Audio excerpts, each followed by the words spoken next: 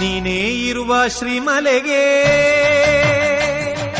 ನಾವೆಂದು ಬರುವುದು ಹೂಮಲೆಗೆ. ನೀನೇ ಇರುವ ಶ್ರೀಮಲೆಗೆ ನಾವೆಂದು ಬರುವುದು ಹೂಮಲೆಗೆ.